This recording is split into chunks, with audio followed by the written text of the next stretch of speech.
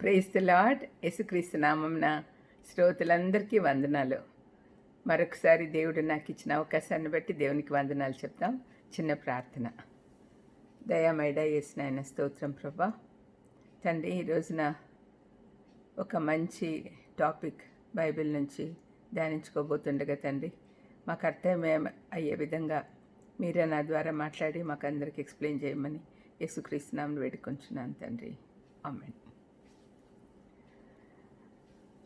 యేసుప్రభు పరలోక రాజ్యం గురించి తన శిష్యులతో బోధిస్తూ కొన్ని విషయాలు చెప్తాడు. పరలోక రాజ్యం ఎలాగుంటుంది అని మాట్లాడుతూ శిష్యులతో ఏమంటున్నాడంటే, ధనవంతుడు పరలోకానికి పోడు అని అంటూ, మరైతే ఎవరు పోతారు అని అంటే, ధనవంతులు పోరంటే పోరని అసలు పోరని కాదు, ధనాన్ని తన మనసులో తన హృదయంలో ప్రథమ స్థానంలో ఉంచిన వాళ్ళు వెళ్ళరు అని దేవుడి ఉద్దేశం. మరి వాళ్ళని గురించి మాట్లాడుతున్నప్పుడు వీళ్ళు పేతురు అంటాడు, మరి మేము సమస్తము విడిచిపెట్టి నేను వెంబడించుతాం కదా, మరి మాకేంటి లాభము అని అన్నప్పుడు ఆయన, మీరు నాతో పాటు పరలోకంలో ఉంటారు, నా చుట్టూ మీరు 12 సింహాసనాల మీద ఆసీనులై ఇజ్రాయెల్ గోత్రాలని మీరు జడ్జ్ చేస్తారు అని వాళ్ళకు వాగ్దానం చేస్తాడు. ఆ తర్వాత ఏమంటున్నాడంటే, నా నిమిత్తము ఎవరినైనా, అన్నదమ్ములైనా తల్లిదండ్రులైనా దగ్గర వాళ్ళని ఎవరైనా నా నిమిత్తము పోగొట్టుకున్న వారైతే వారు తప్పనిసరిగా పరలోకంలో ఉంటారు, నిత్య జీవంలో వాళ్ళు ఉంటారు, నిత్య జీవం స్వతంత్రించుకుంటారు అని చెప్పాడు. ఇది మత్తయి 19వ అధ్యాయంలో చూస్తాం. దాని కొనసాగింపుగా 20వ అధ్యాయంలో మనం ఈరోజు ఒక ఉపమానం చదువుకుందాం. 19వ అధ్యాయంలో చివరి భాగంలో ఏమంటున్నాడు, మొదటివారు అనేకులు కడపటివారగుదురు, కడపటివారు మొదటివారగుదురు అని, అంటే పరలోకంలో ఈ విధంగా జరగబోతుంది అని చెప్పాడనమాట. ఆ తర్వాత అదే కంటిన్యూషను. ఎలాగనగా, ఈ మాట గమనించండి. ఎందుకంటే, ఆ మాట ఎందుకన్నాను అంటే దాని గురించి చెప్తున్నాడు అనమాట. పరలోకము ఒక ఇంటి యజమానుని పోలి ఉన్నది. అతడు తన ద్రాక్ష తోటలో పనివారిని కూలికి పెట్టుకున్నట్టుకు పొద్దున బయలుదేరి దినమునకు 1 దేనారం చొప్పున పనివారితో ఒడబడి తన ద్రాక్ష తోటలోనికి వారిని పంపెను. బ్రీఫ్గా నేను చెప్తాను. ఒక ద్రాక్ష తోట, ద్రాక్షలు కోసేదానికి మనుషులు కావాల్సి ఉంటుంది కదా, కూలి వాళ్ళ కోసం అని ఒక యజమాని బయటికి వెళ్తాడు. మామూలుగా ఈ అడ్డాల మీద కూలి పని వాళ్ళు కనపడతారు కదా, ఆ విధంగా అట్లా వెళ్ళినప్పుడు వాళ్ళకు పని కాలం ఏంటంటే మార్నింగ్ 8 to ఈవినింగ్ 6 అనమాట. మరి 8 o'clockకి కొంతమందిని పనికి పెట్టుకొని వాళ్ళకు రోజుకు 1 దేనారం ఇస్తాను అని చెప్పాడు. తర్వాత కొంతసేపు అయ్యాక ఇంకా కొంతమందిని చూశాడు. అప్పటికి 9 గంటలైంది. 9 గంటలకు ఇంకా కొంతమందిని పంపించాడు. తర్వాత 12 గంటలకు ఇంకా కొంతమందిని పంపించారు. వాళ్ళకి ఏం పని లేకుండా ఊరికే ఖాళీగా ఉన్నారు. తర్వాత దాదాపు 3 గంటల టైంలో ఇంకొక బ్యాచ్ను పంపించాడు. తర్వాత లాస్ట్లో 5 గంటలప్పుడు, 5 గంటలంటే ఇంకా పనికాలం 6 గంటలకు ముగించబడుతుంది కదా, మరి 6 గంటలప్పుడు కూడా 5 గంటలప్పుడు ఇంకా కొంతమందిని పంపించాడు. తర్వాత 6 గంటలకు పని అయిపోయిన తర్వాత అందరికీ కూలి ఇచ్చేదానికి పిలుస్తాడు కదా, అప్పుడు యజమాని ఏం చెప్తాడు, సూపర్వైజర్ ఉంటాడు, అతనితో చెప్తాడు, నువ్వు లాస్ట్ నుంచి వచ్చే వాళ్ళకి ఇస్తూరా అని చెప్పాడు. అంటే 5 గంటలప్పుడు జాయిన్ అయిన వాళ్ళకి కూడా 1 దేనారం ఇచ్చాడు. ఇచ్చిన తర్వాత అలాగే ఇచ్చుకుంటూ వస్తున్నప్పుడు మొదట్లో వచ్చిన వాళ్ళు అనుకుంటారు, వాళ్ళకి 1 దేనారం ఇస్తే మాకు ఇంకా ఎక్కువ ఇస్తాడు అని అనుకుంటారు. కానీ వాళ్ళకు కూడా 1 దేనారం ఇచ్చాడు. వాళ్ళకు కోపం వస్తుందన్నమాట. అదేంటి, వాళ్ళు 1 గంట పని చేసినారు, మేము పొద్దున్న నుంచి పని చేసాము, మరి మాకు వాళ్ళకి ఒకే సమానంగా ఎట్లా ఇవ్వగలరు మీరు అని యజమాని వాళ్ళు ప్రశ్నిస్తారు. అప్పుడు యజమాని అంటాడు, నా డబ్బులు నా ఇష్టం, నేను ఎవరికి ఇవ్వాలనుకున్నానో వాళ్ళకి ఇవ్వాలనుకుంటాను, మీకు 1 దేనారం ఇస్తానని ఒప్పందం చేసుకున్నాను, అది ఇచ్చేసాను మీకు, ఇంక మీకేంటి కష్టము అని వాళ్ళతో అంటాడనమాట. అంటూ ఆ తర్వాత ఈ కథంతా చెప్పిన తర్వాత ఈ ప్రకారమే కడపటి వారు మొదటి వారగుదురు, మొదటి వారు కడపటి వారగుదురు అని ముగిస్తాడనమాట ఈ ఉపమానం.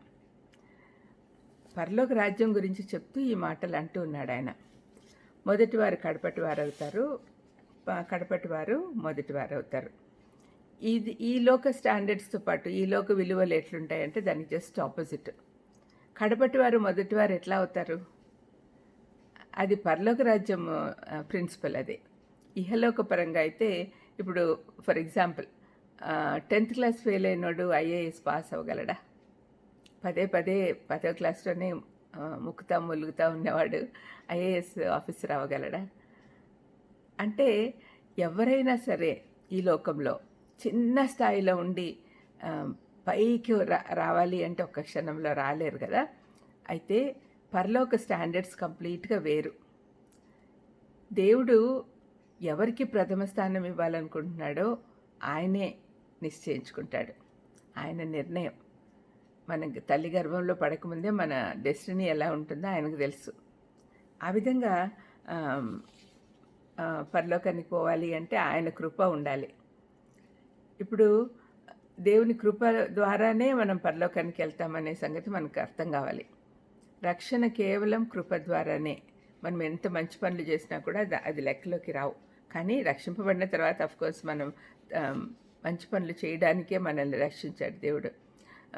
మరి ఈ కృప పొందాలంటే మనకు ఉండాల్సిన బేసిక్ రిక్వైర్మెంట్ ఫెయిత్. అదే ఫెయిత్ లేకుంటే, విశ్వాసం లేకుంటే మనకు కృప అందుకోలేం. కృప అందరికీ అవైలబుల్గా ఉంది, కానీ మనం విశ్వాసం ఉంటే మనం దాన్ని పొందుకోగలం. ఇప్పుడు ఒక బైబిల్లో నుంచి ఒక ఎగ్జాంపుల్ తీసుకుందాం. ఎందుకంటే ఏదైనా ఉదాహరణలతో మనం తెలుసుకుంటే బాగా గుర్తుండిపోతుంది. అంతేకాకుండా బైబిల్లోని ఉదాహరణలలో మనకి చాలా మంచివి. హెబ్రీ పత్రిక 11వ అధ్యాయంలో అక్కడ విశ్వాసుల పట్టిక ఉంది. విశ్వాసుల జాబితా, గ్యాలరీ ఆఫ్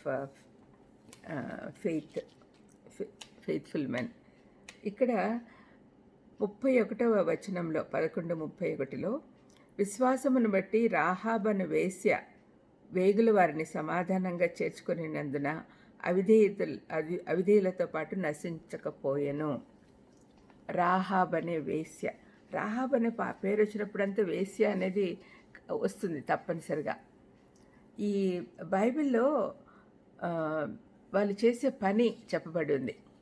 ఈమె పని ఏంటి? బ్రతుకు తెరువు కోసం తన శరీరాన్ని అమ్ముకుంటుంది. అది ఆమె పని.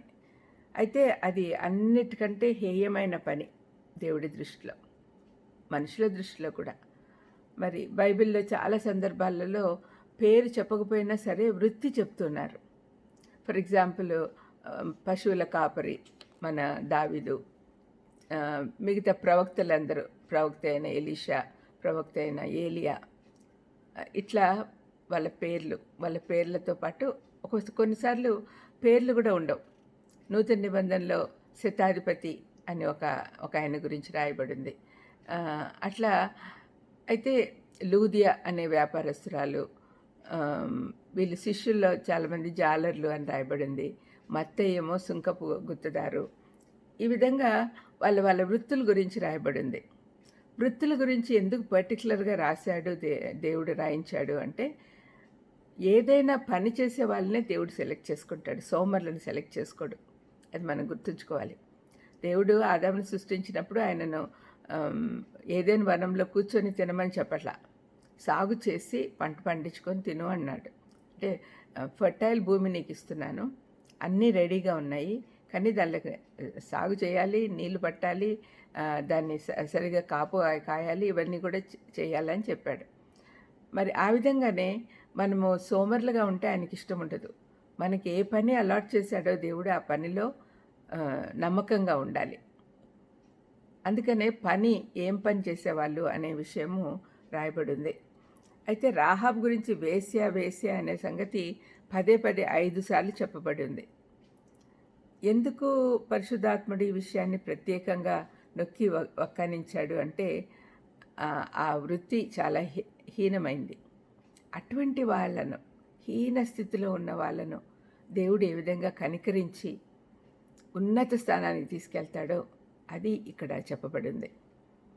కడపటివారు మొదటివారగుదురు, మొదటివారు కడపటివారగుదురు. కడపటివారు అంటే సమాజంలో అత్యున్నత స్థాయి, అతి తక్కువ స్థాయిలో ఉండే వాళ్ళని అతి ఉన్నత స్థాయికి తీసుకొస్తాడు దేవుడు. ఆయనకు ఆ శక్తి ఉంది. అతి ఉన్నత స్థానంలో ఉండే వాళ్ళని కూడా అతి హీనమైన స్థాయికి తీసుకురాగలడు. పరలోక రాజ్య ప్రిన్సిపల్స్ అవి. మనము లాజరు కథ చదివినప్పుడు కూడా ధనవంతుడు లాజరు ఇహలోక పరంగా చూస్తే ధనవంతుడికి అన్నీ ఉన్నాయి, కానీ పరలోకానికి పోయింది ఎవరు? బిచ్చిగాడు, అడుక్కు తినేవాడు.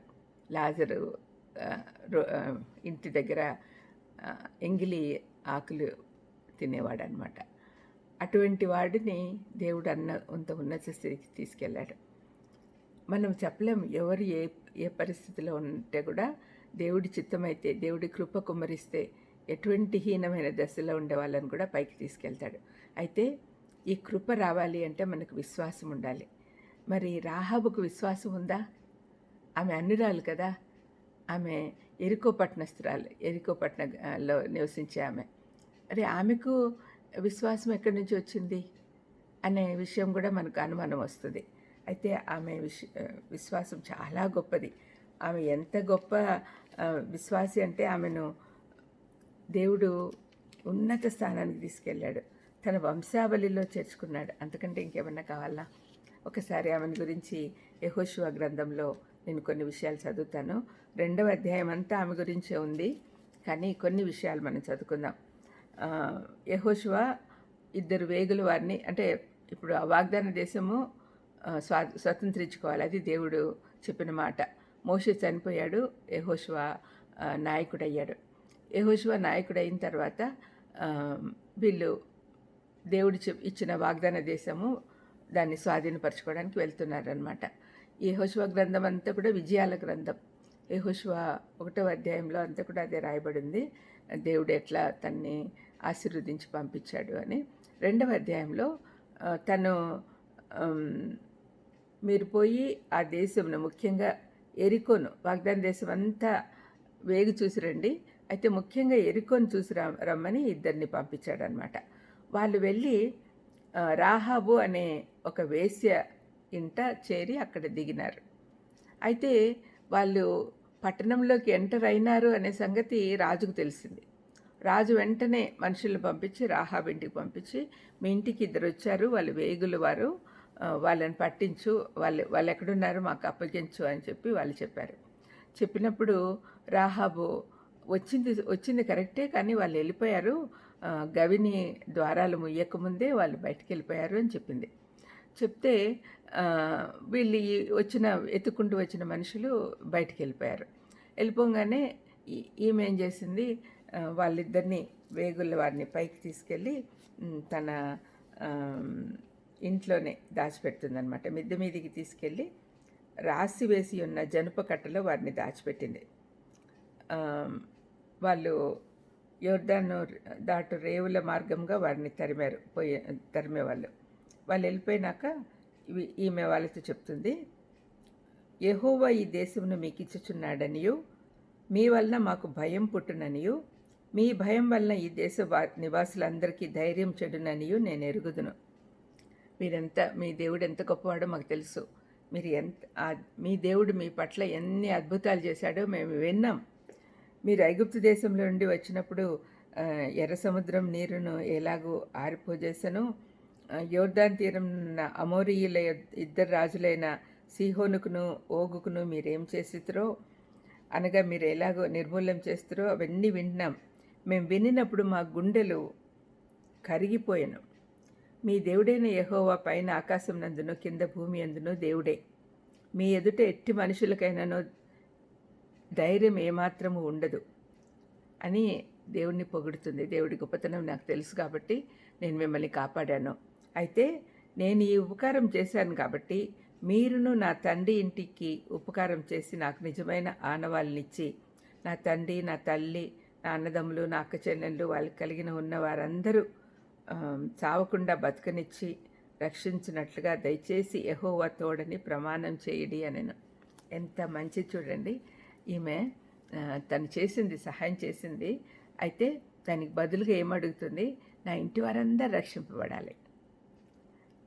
చాలామంది మేము రక్షింపబడితే చాలు అనుకుంటారు కదా. కానీ ఈ రాహాబ్ అనే వేశ్య ఎంత మంచిదో చూడండి.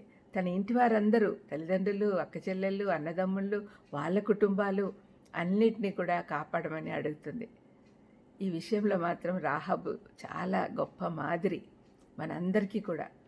మనందరం కూడా మన పాటికి మనము రక్షణలోకి వచ్చాము చాలు అనుకుంటే కుదరదండి. మన ఇంటి వారిని అందరినీ తీసుకురావాలి. అది దేవుడు మనకి ఇచ్చిన ఆజ్ఞ. రాహాబుని చూసి నేర్చుకోవాల్సిన గొప్ప విషయం. ఆ తర్వాత వాళ్ళు వేగుల వారు వెళ్ళిపోతారు. వెళ్ళిపోయేటప్పుడు తన ఇంటి కిటికీలో నుంచి కిందకి పంపిస్తుంది అనమాట. అక్కడ ఒక ఎర్రది దారం కట్టమని చెప్తుంది. వాళ్ళు ఏం చెప్తున్నారంటే, నీ ఇంటి ద్వారంలో నుండి వెలుపలికి వచ్చేవాడు తన ప్రాణమునకు తానే ఉత్తరవాది, మేము నిర్దోషుల మగుదము. అయితే నీ ఇంటనున్న ఎవనికి కానీ ఏ అపాయమైన. ఈ ద్వారము అనే విషయము, ఈ ద్వారము నీ ఇంటి ద్వారము, దాన్ని ఐగుప్తు బానిసత్వం నుంచి వాళ్ళ ద్వారము బలి అర్పిస్తారు కదా. ఫస్ట్ పస్కా పండుగ ఆచరించినప్పుడు ఒక్కొక్క కుటుంబానికి ఒక్కొక్క గొర్రెపిల్లని తీసుకొని దాన్ని వధించి దాని రక్తము వాళ్ళ ద్వారబంధాలకు పూసుకోమని చెప్తారు. మోషే చెప్తాడు వాళ్ళందరికీ, ఇశ్రాయేల్ జనాంగానికి. ఆ తర్వాత ఆ ద్వారబంధం మీద రక్తం ఉంటే మరణదూత దాటిపోతాడనమాట. అది గుర్తు చేస్తున్నాడు. అంతేకాకుండా ప్రెషియస్ బ్లడ్ ఆఫ్ గాడ్, యేసుప్రభు రక్తం ద్వారా మాత్రమే మనకు పరలోకానికి దారి ఏర్పడుతుంది. ద్వారము అంటే యేసుప్రభు నేనే ద్వారంని అన్నాడు. ఆ ద్వారం నుంచి కాకుండా ఇంకెక్కడి నుంచి మనం పరలోకానికి వెళ్ళలేం. ఈ విషయాలన్నీ మనకు జ్ఞాపకం చేస్తూ ఉంది రాహాబు. మరి రాహాబు చెప్పినట్లే యెహోషువ 6వ అధ్యాయంలో చూస్తే యెహోషువ ఈ ఎరికో పట్టణము గోడలన్నీ కూలిపోతాయి. అయితే ఈమెను మాత్రం దేవుడు గుర్తుపెట్టుకున్నాడని కొంతమంది కామెంటేటర్స్ చెప్తారు. అంటే ఆమె ఇంటి గోడ పైన ఉంటుంది కదా, ఆ గోడ ఆ ప్రాంతం మాత్రమే పడలేదు, మిగతా అంతా కూలిపోయింది అని చెప్పి కొంతమంది కామెంటేటర్స్ చెప్తారు. మరి ఆమె అక్కడనే సేఫ్గా ఉంది. ఆమె ఇంట్లో ఉన్న వాళ్ళందరూ కూడా సేఫ్గా ఉన్నారు. ఆ తర్వాత యెహోషువ వాళ్ళని తనతో పాటు తీసుకొచ్చుకుంటాడు ఇజ్రాయెల్ దేశానికి, అదే వాళ్ళ గూడాలకు తీసుకొచ్చినాడు. కానీ వాళ్ళు అన్యులు, అపవిత్రులు అని తలస్తారు కాబట్టి ఊరి బయట పెట్టారనమాట వాళ్ళని. ఆ తర్వాత ఇజ్రాయెల్ ప్రజల్లో ఒకరిని ఆమె పెళ్లి చేసుకుంటుంది. తర్వాత లోపలికి వచ్చేస్తారు. అంతేకాకుండా అన్నిటికంటే గొప్ప విషయము, ఆమె మత్తయి 1వ అధ్యాయంలో యేసుక్రీస్తు వంశావళిలో చూస్తే ఆ వంశావళిలో ఆమె పేరు కనపడుతుంది. ఇంతకుముందు అయితే మనము విశ్వాసుల జాబితా ఉన్న హెబ్రీ పత్రిక 11వ అధ్యాయంలో ఆమెను చూసాం. హెబ్రీ పత్రిక 11వ అధ్యాయంలో ఆమెతో పాటు ఇంకొక స్త్రీ పేరు కూడా రాయబడింది, శారా, అబ్రహాం భార్య. ఆ పట్టికలో శారా అయితే చాలా నీతిమంతురాలు, దేవుడిచే ఎన్నుకొనబడిన స్త్రీ. ఆమె పేరు ఉందంటే ఓకే, మనం అర్థం చేసుకోవచ్చు. కానీ ఆమె పేరుతో పాటు రాహాబ్ పేరు కూడా ఉంది అంటే ఎంత ఆశ్చర్యం చూడండి. ఆమె ఎంత నీచమైన స్థితి నుంచి పైకి తీసుకొచ్చాడు దేవుడు. శారాతోనే కాదు, యాకోబు పత్రికలో అయితే అబ్రహాంతో కూడా పోల్చారు ఆమెను. అబ్రహాం లాగా ఒకసారి 2వ అధ్యాయం చూస్తే యాకోబు 2, అటువలే రాహాబను వేశ్య కూడా దూతలను చేర్చుకొని, అంతకుముందు అబ్రహాంను గురించి రాస్తూ, అబ్రహాం దేవుని నమ్మెను, అది అతనికి నీతిగా ఎంచబడెను అని లేఖనం నెరవేర్చబడెను, మరియు దేవుని స్నేహితుడని అతనికి పేరు కలిగెను. మనుషుడు విశ్వాసం మూలంగా మాత్రం కాక క్రియల రూపంగా నీతిమంతుడని ఎంచబడినని మీరు దీనివల్ల గ్రహించితిరి అని అన్నాడు కదా యాకోబు. 25లో అటువలనే అంటే అబ్రహాం లాగానే రాహాబ్ అనే వేశ్య కూడా దూతలను చేర్చుకొని వేరొక మార్గమున వారిని వెలుపలికి పంపివేసినప్పుడు క్రియల మూలంగా నీతిమంతురాలని ఎంచబడెను కదా. ప్రాణం లేని శరీరం ఎలాగో మృతమో అలాగే క్రియలు లేని విశ్వాసం కూడా వ్యర్థము అని యాకోబు పత్రికలో చెప్పబడింది. ఈ విధంగా రాహాబును చాలా గొప్పగా దేవుడు ఉన్నత స్థాయికి తీసుకొచ్చాడు. అయితే ఇప్పుడు ఆమెలో ఉన్న గొప్పతనం ఏంటి, ఆమె విశ్వాసం ఎట్లాంటిది అనే విషయం మనం ఆలోచిస్తే, చార్ల్స్ స్పర్జన్ అనే గొప్ప రచయిత మీకు అందరికీ తెలిసే ఉంటుంది. ఆయన ఆమె ఆమె విశ్వాసంలో 5 అంశాలు చూపిస్తున్నాడు. 6 అంశాలు. ఈ 6 అంశాలు మనము ఒకసారి పరీక్షగా చూద్దాము. మొదటిది సేవింగ్ ఫెయిత్, రక్షించే విశ్వాసం. ఆమె వాళ్ళ ఎరుకో పట్టణంలో మొత్తం అందరూ నాశనమయ్యారు, కానీ ఆమె ఇంటి వారు మాత్రము సేవ్ అయ్యారు, రక్షింపబడ్డారు. ఇది యాక్చువల్గా శారీరక రక్షణ అని అనుకోవచ్చు, కానీ ఆ తర్వాత ఆమె విశ్వాస వీరుల జాబితాలో ఉంది, యేసుప్రభు వంశావళిలో ఉంది. అంటే ఆమె ఆత్మీయంగా కూడా రక్షింపబడింది అని మనం తెలుసుకోవాలి. ఆత్మీయంగా రక్షింపబడింది. నోవా సమయంలో నోవా తన కుటుంబంతో పాటు రక్షింపబడ్డాడు కదా. అయితే వాళ్ళు నీతిమంతులు. నోవా నీతిమంతుడు అని చాలాసార్లు రాయబడి ఉంది. ఆయనతో కంపేర్ చేస్తే థియలాజికల్లీ ఈమె కేజీ గ్రేడ్, అంటే అతి తక్కువ స్థాయి అన్నమాట విశ్వాసంలో కూడా. అయినా కూడా ఆమె కథ ఏం నేర్పిస్తుందంటే, మనకు రక్షణ అందరికీ అవకాశం ఉంది.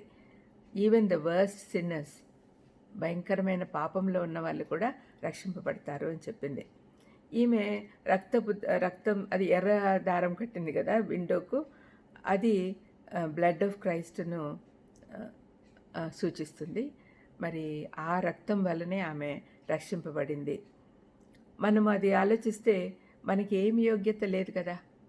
రాహాబ్లాగా వేసలం కాకపోయినా మనం కూడా పాపపు జీవితమే జీవిస్తూ ఉన్నాం. యేసుప్రభు రక్షణలోకి రాకముందు. మరి యేసుప్రభు రక్తం మనల్ని క్లెన్స్ చేసి మనల్ని దేవుని దగ్గరికి తీసుకెళ్తా ఉంది. అది ఆమెకుంది. ఈమె ఎరుకో పట్టణంలో చాలామంది ఉన్నారు, మంచోళ్ళు ఉన్నారు, ధనవంతులు ఉన్నారు, గొప్పవాళ్ళు ఉన్నారు. అయితే వాళ్ళందరిలో ఈమె ఒక్కటే రక్షణ మార్గంలోకి వచ్చింది. ఈమెది రక్షణ పొందే విశ్వాసం, సేవింగ్ ఫెయిత్. రెండవది చూస్తే she had a singular faith. అంటే అంతమంది అవిశ్వాసుల మధ్య ఒక్కతే విశ్వాసురాలుగా నిలిచింది. ఎరుకో పట్టణస్తులందరికీ కూడా వాళ్ళ గురించి తెలుసు, ఇజ్రాయెల్ ప్రజల గురించి. అందుకే ఎరుకో గోడలు అంత పెద్దగా వాళ్ళు కట్టించుకున్నారు. మరి అలాంటప్పుడు వాళ్ళెవరూ విశ్వాసంలోకి రాలేదే, ఈమె ఒక్కటే విశ్వసించింది.